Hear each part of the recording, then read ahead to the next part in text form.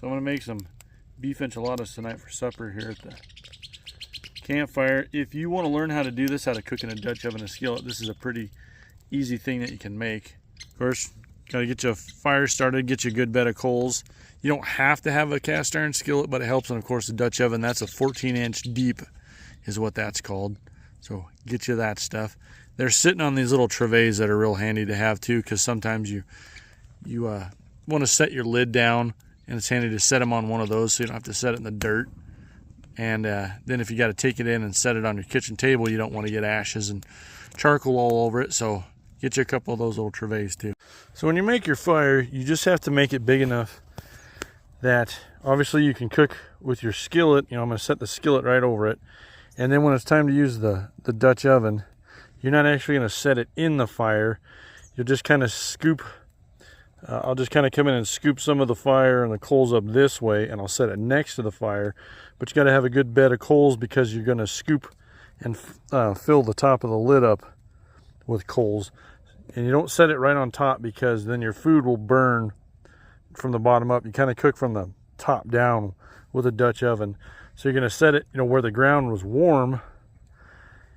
Fill your lid up, top your lid up with coals, and then you're going to rotate it about every 5 minutes so you don't get one hot spot. You're going to rotate the Dutch oven itself, and then with the lid lifter, I'll show you, you're going to just turn the lid every 5 minutes also, so everything gets the even heat cooked all the way around it. And the type of fire and the wood doesn't really matter. There's all kinds of opinions out there. Just build whatever you know how to build and work with whatever you've got. This has got a little bit of cottonwood and some elm in it. I don't have a lot of options here where I live. It's just cottonwood and cedar pine and elm and juniper that grows around here. So that's what I have to use.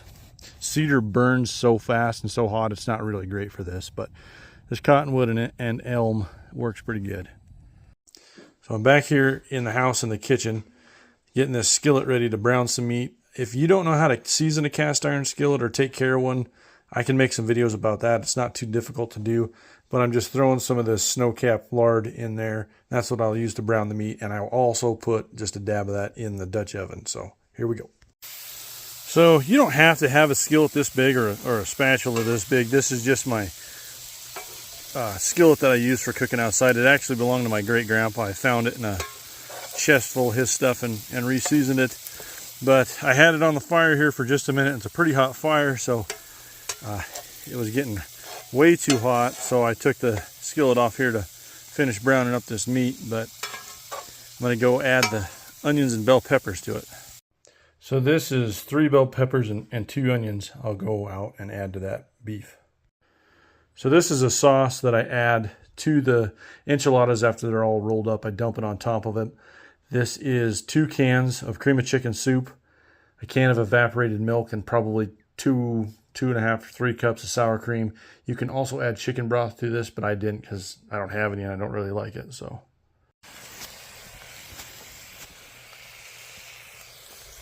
now I'm just gonna let the beef brown up just a skosh more. You don't have to wait till the onions are caramelized or anything for this. And then I'm going to add some seasoning. You're also going to want a pair of leather gloves for handling this hot cast iron also. And a comfy chair to sit in. And a Coleman lantern. So the seasoning I'm going to use is this Kent Rollins mesquite seasoning. And you want to put your seasoning in at the end, because if you put it in too soon, it'll draw all the moisture out of your beef. So I'm going to go put it in now, stir it up once, and then take it off the heat. So another thing that you're going to need is a shovel. I have a smaller one that I use just for this, but I couldn't find it. But you can see I've shoved all these coals up to this one end, so the Dutch oven's going to sit right about here, and then I'll shovel all these coals up on top of it. So I'm going to go get the Dutch oven ready now. So I've smeared the inside of my Dutch oven with some lard. I'm going to go out with these taco shells and fill them up with the beef out there. Probably add a little cheese, and then take my sauce and dump on top of it all, and then probably add some more cheese to it. All right, got the sauce on there, some more cheese. Now I'm going to stick it right there and then shovel these coals on, and I'll show you what that looks like at the end and how you turn it and use your lid lifter and things like that. So I've got it sitting in here.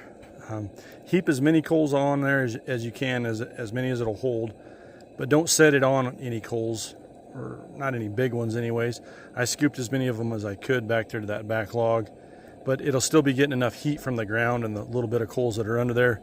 You'll be getting a little bit of heat from that fire there, but that's why we're gonna rotate it about every 5 minutes so that every side will get heat from that fire and any other little spots around here. And then I'll also rotate the lid so that any hot spots will go around the whole Dutch oven. So I'll show you how we do that when 5 minutes comes up.